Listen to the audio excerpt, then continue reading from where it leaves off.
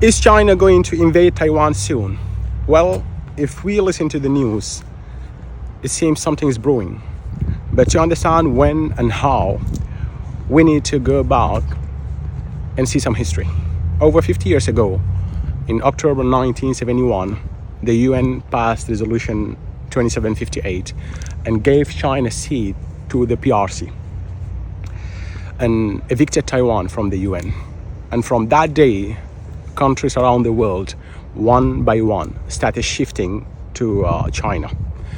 And 8 years later, in 1979, the United States, under Jimmy Carter, went to Beijing, established a diplomatic relation, and cut official ties with Taiwan.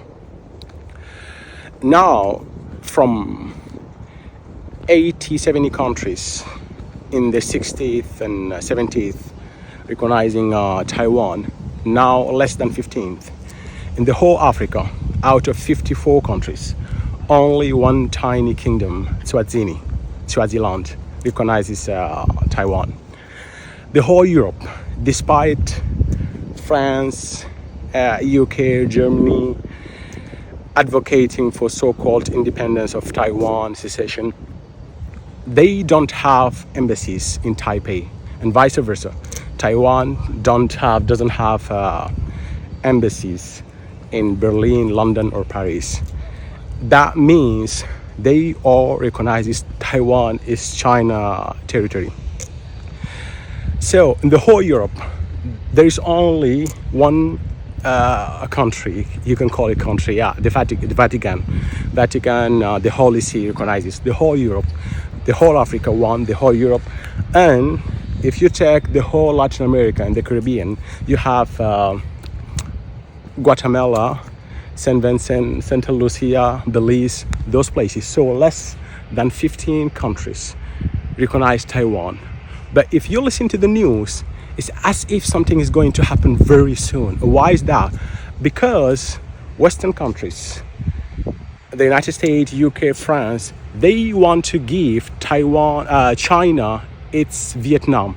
They want at all cost China to take the bite and invade Taiwan. But this is not the Chinese way. This is a Western style way. If you are stronger, you can invade, pillage. This is an exception in other parts of the world. Not everybody is doing this. So China knows that time is on their side. They don't need. Remember, if China wasn't powerful, we saw it during the parade in Beijing.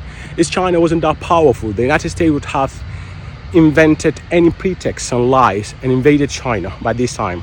But China is powerful now. They can't do it. They tried Tibet, Xinjiang, Falun Gong, all those places, but they couldn't do nothing. Now the only card they have is Taiwanese card, and they know that they have to do something now because they are becoming weaker and weaker, and China is becoming stronger.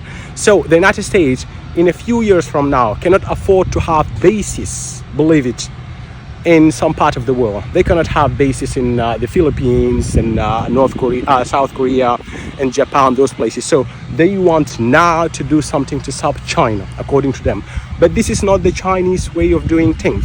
China knows time is on their side, and 5-10 years later, the United States cannot do anything, and China won't invade Taiwan. Taiwan economy is locked in China.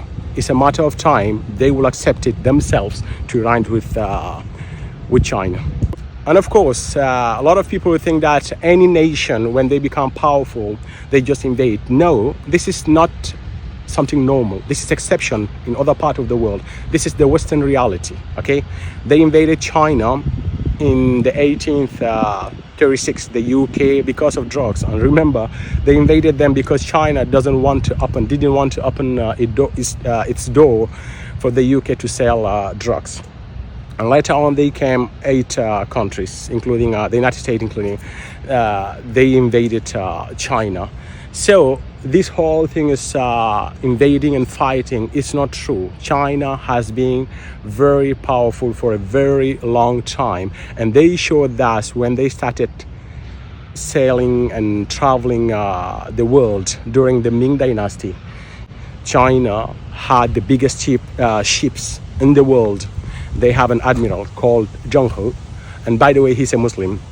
So they sail through to the Indian Oceans, to the Persian Gulf, to East Africa. They exchanged goods and diplomatic relation and didn't invade no one.